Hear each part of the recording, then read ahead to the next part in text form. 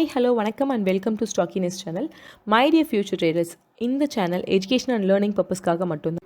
இந்த வீடியோவில் நம்ம எதை பற்றி பார்க்க போகிறோம் அப்படின்னா ஷேர் மார்க்கெட்டோட இம்பார்ட்டன்ட் நீட்ஸ் பற்றி பார்க்க போகிறோம். வாங்க பார்க்கலாம்.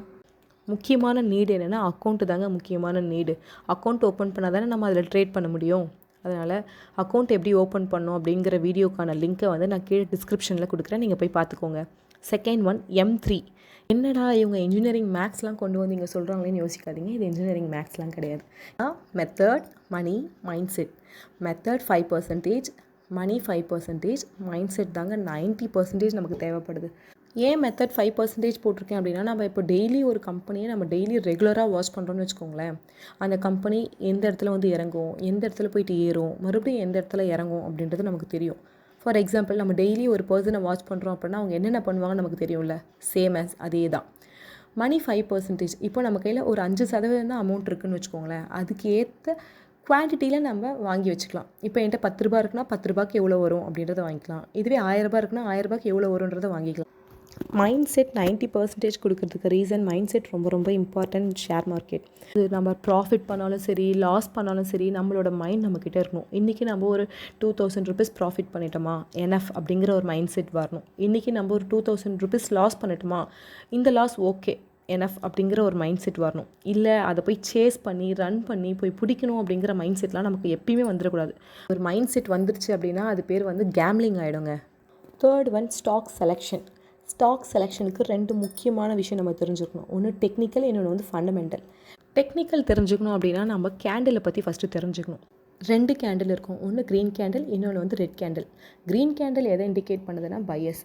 ரெட் கேண்டில் எதை இண்டிகேட் பண்ணுதுன்னா செல்லர்ஸ். க்ரீன் கேண்டில் ஃபார்ம் ஆகும். எப்போ ரெட் கேண்டில் ஃபார்ம் ஆகும்னா, ஒரு கம்பெனிக்கு நிறைய டிமாண்ட் இருக்குது, அந்த கம்பெனியை நிறைய பேர் போயிட்டு பை பண்ணிக்கிட்டே இருக்காங்க அப்படின்னா அந்த இடத்துல க்ரீன் கேண்டில் ஃபார்ம் ஆகும். இதுவே அந்த கம்பெனிக்கு டிமாண்ட் எதுவுமே இல்லை, பையர்ஸ் எல்லாம் அந்த கம்பெனியை விற்க போகிறாங்க, செல் பண்ண போகிறாங்கன்னா அந்த இடத்துல ரெட் கேண்டில் ஃபார்ம் ஆகும்.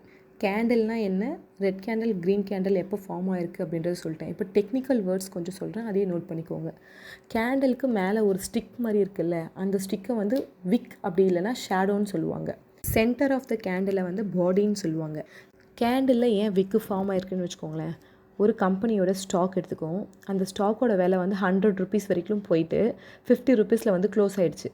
ஸோ 100 rupees வரைக்கும் போயிருக்குல்ல, அதுதாங்க ஹை. 50 rupees வந்து க்ளோஸ் ஆகிருக்குல்ல, அதுதான் அங்கே க்ளோஸ். ஆனால் அந்த கம்பெனி வந்து எங்கே ஓப்பன் பண்ணியிருப்பாங்க அப்படின்னா ஒரு 30 rupees ஓப்பன் பண்ணியிருப்பாங்க. அது வந்து ஓப்பன் ப்ரைஸ். இதுவே அது எவ்வளோ தூரத்துக்கு கீழே வரைக்கும் இருந்திருக்கும் அப்படின்னா 10 rupees வரைக்கும் போயிருக்கு அப்படின்னா அது வந்து லோ. ஒரு கேண்டில் எடுத்துக்கிட்டோம் அப்படின்னா இந்த 2 விக்கவும் பார்ப்பாங்க.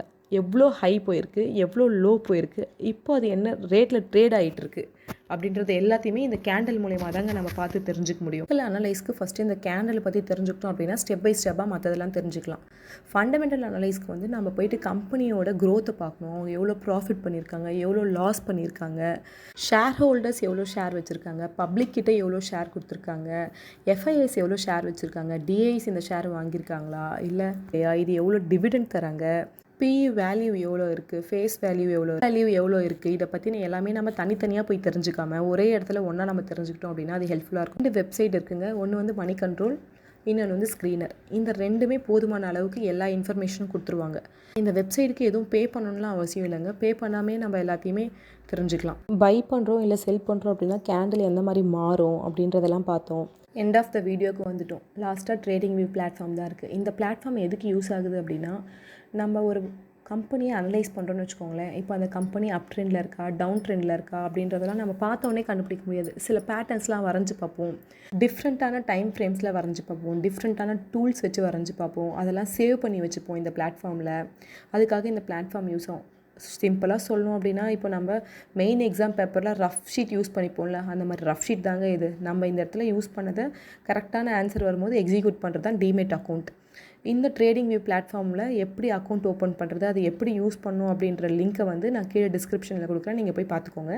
வீடியோவில் நான் கொடுத்துருக்க இன்ஃபர்மேஷன்லாம் உங்களுக்கு யூஸ்ஃபுல்லாக இருக்கும்னு நான் நம்புகிறேன். Dear future traders, thank you for வாட்சிங் ஸ்டாக்கினஸ் சேனல்.